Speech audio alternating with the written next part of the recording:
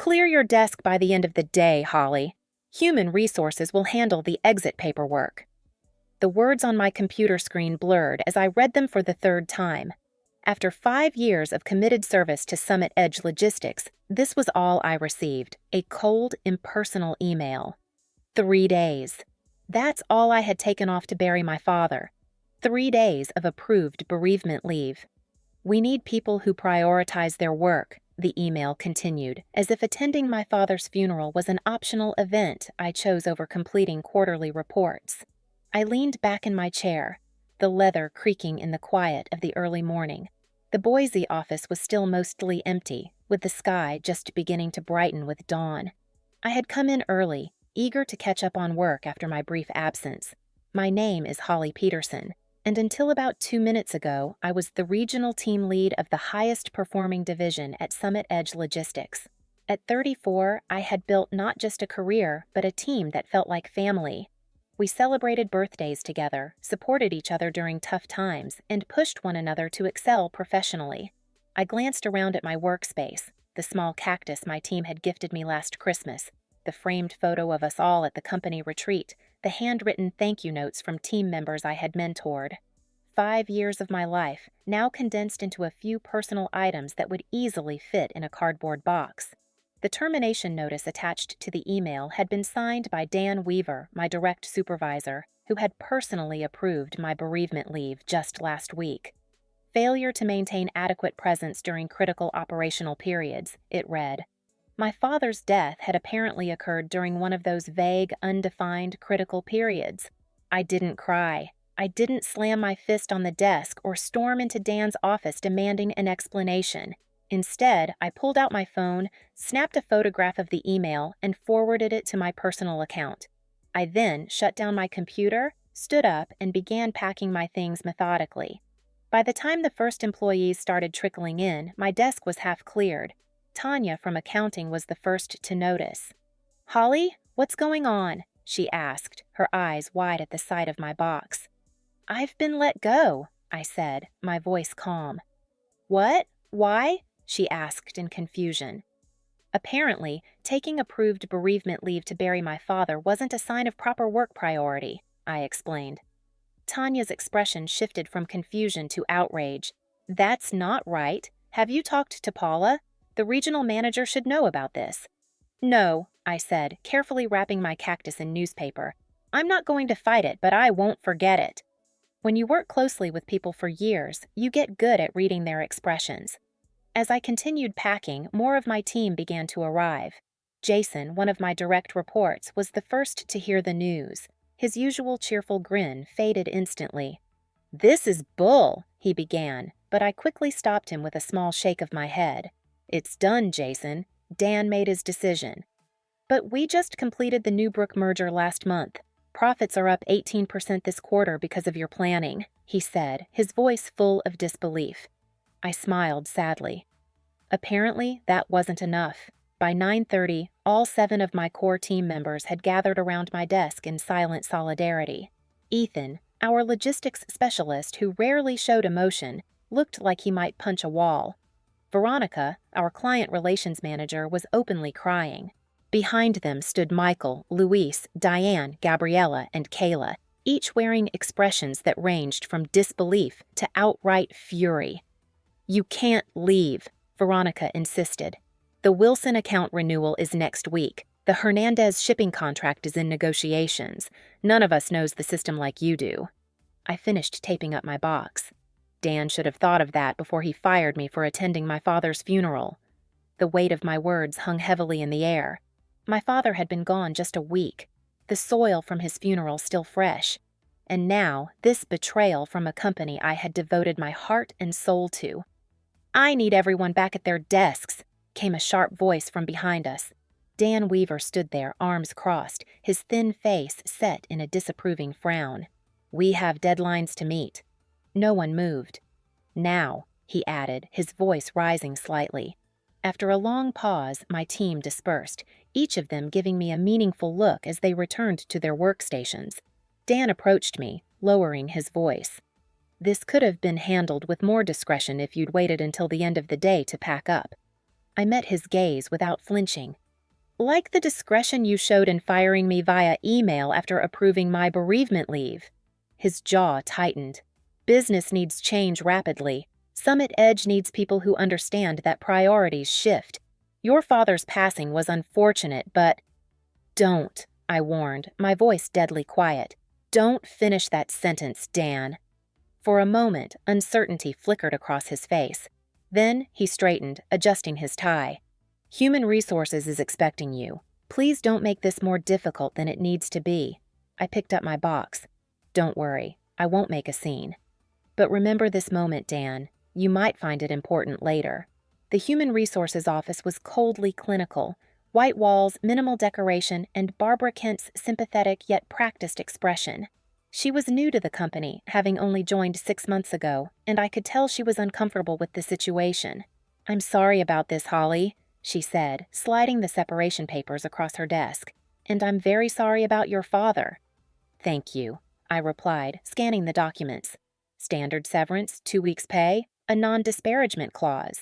I continued reading. A reminder of my non-compete agreement, which prohibits me from working for direct competitors for 6 months. Is there anything I should know about why this happened? Barbara asked cautiously. This seems abrupt. I debated how much to share, then decided to be straightforward. I pulled out my phone and showed her the email. 3 days of approved bereavement leave, and I'm fired for not prioritizing work. Barbara's professional demeanor faltered, her eyes widening. This is the actual termination notice? Just an email? No performance improvement plan? No documented warnings? Number nothing, I replied. She frowned, making a note on her legal pad. I need to verify some things with the legal department. Would you excuse me for a moment? As Barbara stepped out, I gazed out the window. From this floor, I could see the Boise River winding through the city. My father had loved fishing that river.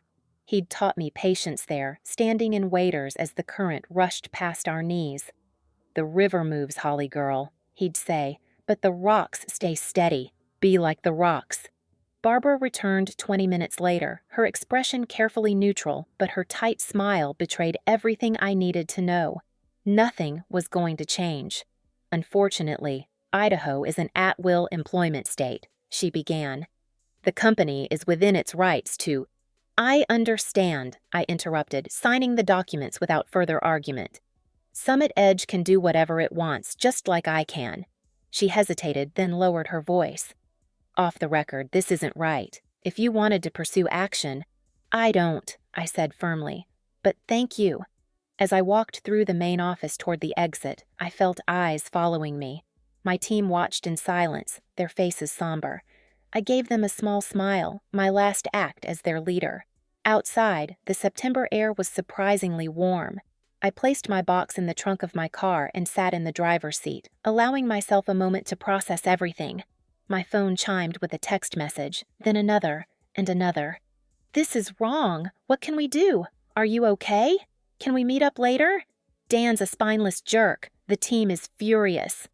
More messages poured in, expressions of outrage, support, and loyalty. These people weren't just colleagues, they were my professional family. I started the car, a plan already beginning to form in my mind. I wouldn't fight Summit Edge directly. I wouldn't sue, even though I probably had grounds. No, I would be strategic, patient, like my father had taught me.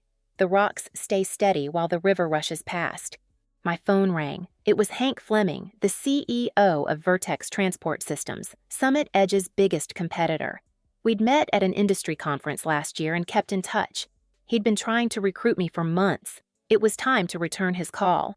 The Vertex Transport Systems office was everything Summit Edge wasn't. Open concept, collaborative workspaces, and large windows framing the Boise skyline. Hank Fleming, a burly man with a silver beard and keen eyes, welcomed me with a firm handshake. "I've been hoping you'd call," he said, guiding me to a conference room. Though, I admit, I didn't expect it would be under these circumstances. Word traveled fast in our industry. Hank already knew about my termination, though not the specifics. I filled him in as we sat down, showing him Dan's email. "That's not just bad management," Hank said, frowning. "That's inhumane. Bereavement leave exists for a reason. Summit Edge has always valued profits over people, I replied. I just never thought I'd be on the receiving end. Hank leaned forward. I'll be blunt, Holly. I want you on my team. Vertex is expanding our Pacific Northwest operations, and we need someone with your expertise. The division director position is yours if you want it. My heart skipped. Division director. A significant step up from my role at Summit Edge. More responsibility, more authority, better pay. What about my non-compete? I asked. Hank smiled. Our legal team has reviewed it. It's overly broad and likely unenforceable. Plus, we'd cover any legal expenses if Summit Edge tried to enforce it.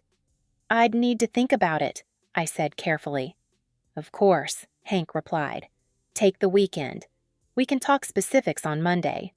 That evening, I met Veronica and Jason at Riverfront Brewing, a small pub away from downtown where we wouldn't likely run into other Summit Edge employees. They arrived together, their expressions a mix of anger and concern. How are you holding up? Veronica asked, sliding into the booth. I'm all right, I assured them. It's been a challenging couple of weeks, but I'll land on my feet. Jason snorted. Dan's a fool.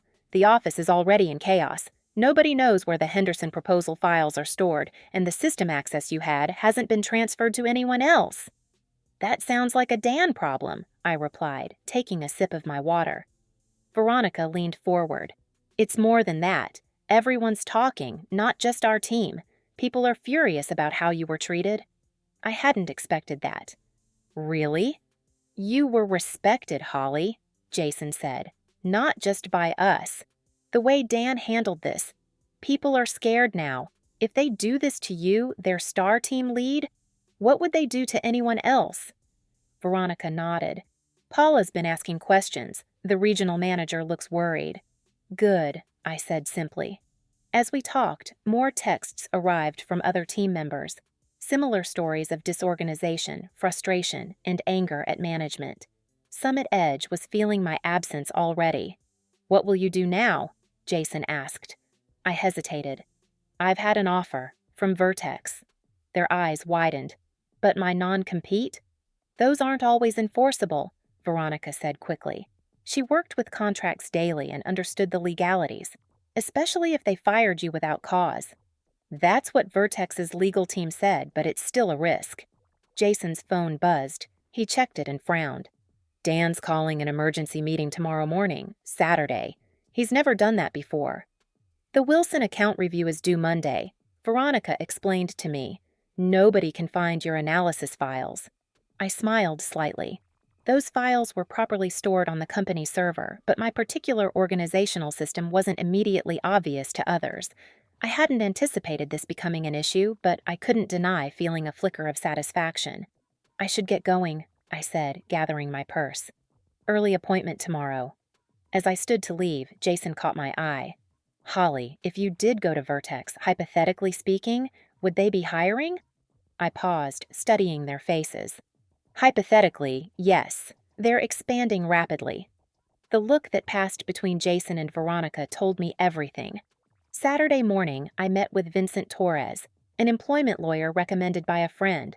His office was small but elegant, with diplomas from prestigious universities adorning the walls.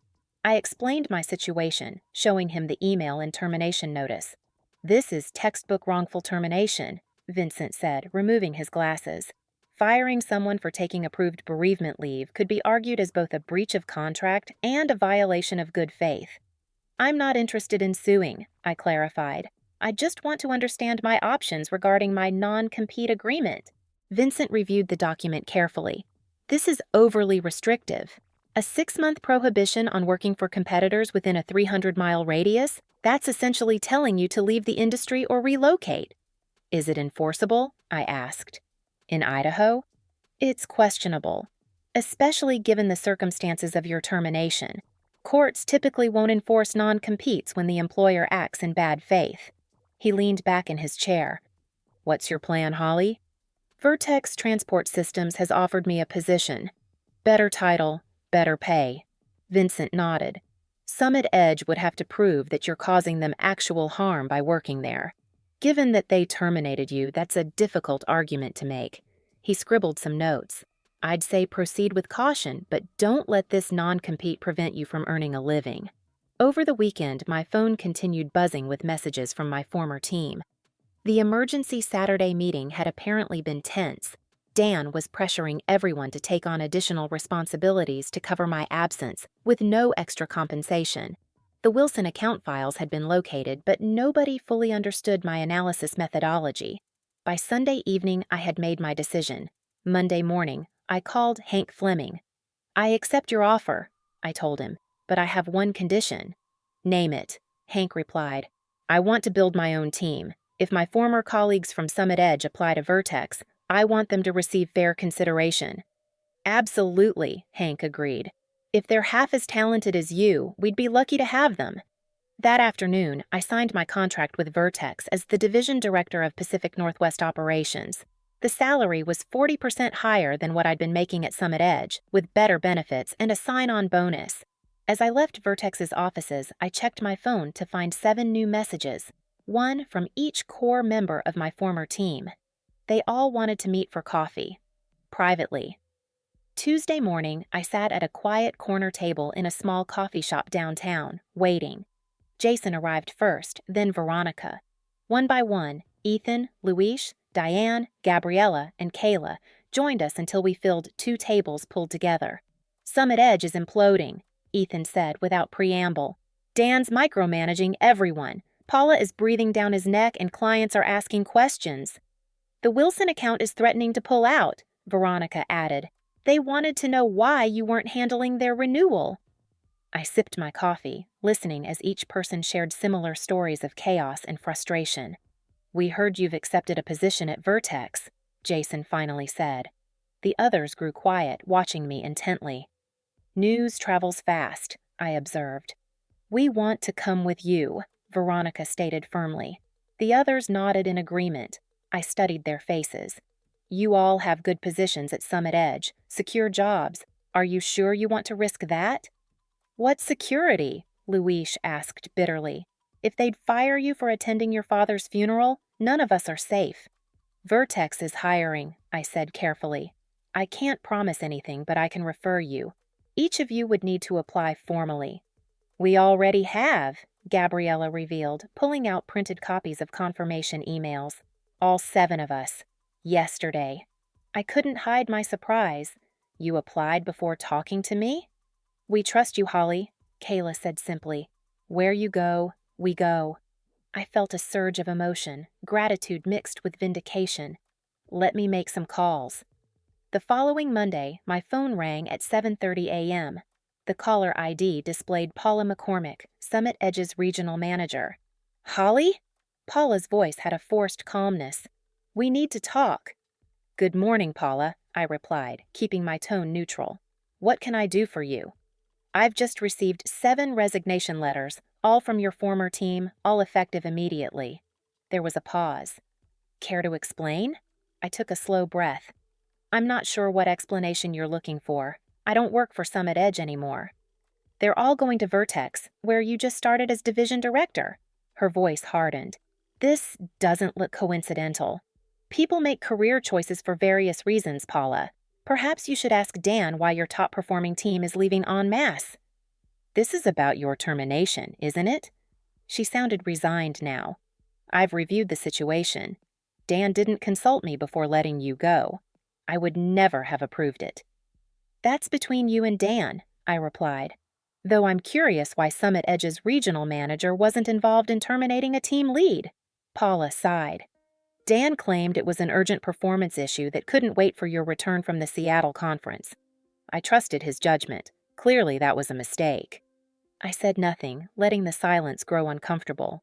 So, look, Holly, Paula finally continued, I'm prepared to offer you your position back, with a 10% raise and a formal apology. We need your expertise. The Wilson account is threatening to walk. I appreciate the offer, Paula, but I've accepted a position elsewhere. We'll match whatever they're paying, plus 15%. It's not about the money. Then what would it take? There was desperation in her voice now. 7 key employees walking out simultaneously is devastating. The operational knowledge alone. It would take time travel, I interrupted, going back to when my father died, and some at Edge showing basic human decency instead of punishing me for grieving. The line went quiet. I need to go, Paula, I said. I start my new position today, and I don't want to be late. Your non-compete, she began. Feel free to have your legal team contact mine, I replied evenly, though they might want to review the circumstances of my termination first. After hanging up, I drove to Vertex's offices, arriving early to prepare for the day. Hank met me in the lobby beaming. We're considering all 7 of your former colleagues, he said. Their qualifications are impressive. Interviews start Wednesday. Thank you for giving them a fair chance, I replied. Fair chance? Holly, they're top talent. Summit Edge's mistake is our gain. 2 days later, I received another call, this time from Barbara Kent in Human Resources at Summit Edge. I shouldn't be telling you this, she said quietly, but Dan Weaver has been placed on administrative leave pending review. Paul is launching an investigation into management practices, particularly around bereavement and time-off policies. That's good to hear, I said genuinely. The board of directors is involved now, Barbara continued. Losing an entire specialized team to a competitor has triggered alarm bells. They're reviewing all terminations from the past year. By Friday, all 7 of my former team members had received and accepted offers from Vertex. We met for dinner to celebrate, raising glasses in a toast. To new beginnings, Veronica said. And to Holly, Jason added, who taught us what real leadership looks like.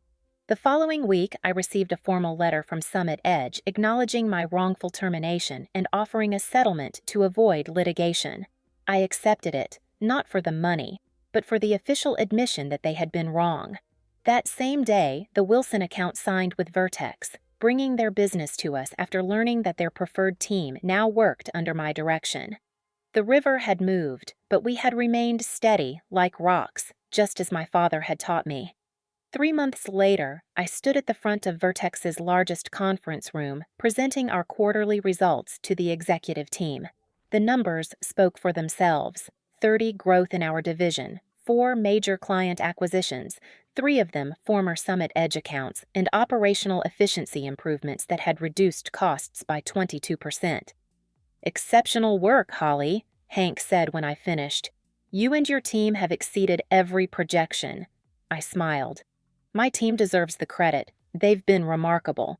After the meeting, I returned to my office to find my 7 core team members waiting with a cake. What's this for? I asked. It's been exactly 3 months since we all jumped ship together, Jason explained. We're celebrating our Independence Day. I laughed. You're all ridiculous, but happy, Veronica added. Seriously, Holly, everyone's thriving here. It was true. Each team member had grown professionally in their new roles at Vertex. They had more autonomy, better resources, and were finally receiving recognition for their contributions. Most importantly, they were valued as people, not just productivity machines. My phone buzzed with a news alert. Summit Edge Logistics announces restructuring amid client exodus. I showed it to the group. I heard they lost the Hernandez contract last week, Ethan said, cutting cake slices. That's 20% of their Pacific Northwest revenue. Dan's gone, Luis added. Cleared out his office Friday. Paula's trying to save what's left. I felt no pleasure in Summit Edge's struggles, only a sense of justice. The company wasn't failing because we had left. It was failing because its leadership had created a culture where employees were disposable, where attending a father's funeral was considered a lack of commitment. To Summit Edge, I raised my water glass. May they learn that a company is only as strong as how they treat their people. And to Holly, Gabriella added, who showed us we deserved better. 6 months after joining Vertex, I received an unexpected lunch invitation from Paula McCormick. She'd left Summit Edge and joined a management consulting firm specializing in organizational culture. We met at a quiet restaurant overlooking the Boise River. Paula looked different, more relaxed. The perpetual stress lines around her eyes softened. Thank you for meeting me, she began. I wanted to apologize properly for what happened. You weren't directly responsible, I reminded her. No, but I created the environment that made it possible. She sighed. After you and your team left, everything unraveled. The board brought in external consultants to evaluate what went wrong. The report wasn't flattering to any of us in leadership. I nodded, waiting for her to continue. Summit Edge is being acquired by Meridian Shipping, Paula revealed. At a fraction of its previous valuation, they're basically buying the client list and physical assets. The news didn't surprise me. Summit Edge had been hemorrhaging clients and talent for months. What about Dan? I asked. Still unemployed, last I heard. His reputation, ... She trailed off. Let's just say your story has circulated widely. I hadn't spread the details of my termination, but I hadn't hidden them either. When asked why I'd left Summit Edge, I told the simple truth. I've learned a valuable lesson from all this, Paula continued. Now I'm helping other companies avoid the same mistakes. As we finished lunch, Paula asked the question I sensed had been on her mind all along. Was it worth it? Walking away quietly instead of fighting? I thought about my team at Vertex, thriving, motivated, and treated with respect. I thought about the clients who had followed us, now receiving better service. I thought about my father, who had taught me that sometimes the strongest response isn't the loudest. Yes, I replied simply. The results speak for themselves. 1 year after that fateful email that had changed the course of my career, Vertex named me Executive Vice President of Operations for the entire Northwest region. My division had become the company's crown jewel, efficient, innovative, and boasting the highest employee satisfaction scores in the organization. Each of my 7 team members had been promoted as well. Jason now led his own division. Veronica had transformed our client relations approach and earned recognition throughout the industry. The others had similarly distinguished themselves, their talents finally receiving the appreciation they deserved. On the anniversary of my termination from Summit Edge, I received a small package in the mail. Inside was my old cactus plant, now slightly larger but still thriving, with a note from Barbara Kent. Rescued this from your desk. Thought you might want it back now. Summit Edge closes for good next week.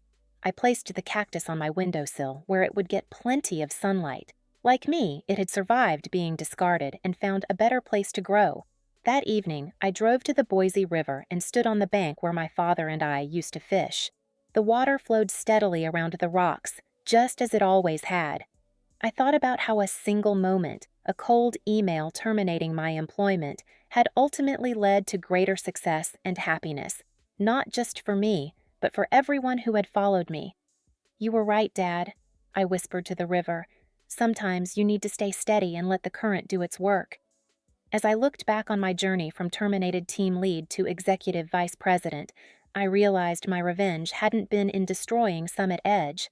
My revenge had been in building something better, a workplace where bereavement leave wasn't seen as a sign of weakness, where people were valued beyond their productivity metrics, and where leadership meant empowering others instead of controlling them. The greatest revenge wasn't in tearing down what had hurt me, but in creating something that rendered the old system obsolete. My father would have been proud of that. Looking toward the future, I felt nothing but gratitude for the path that had brought me here, even the painful parts.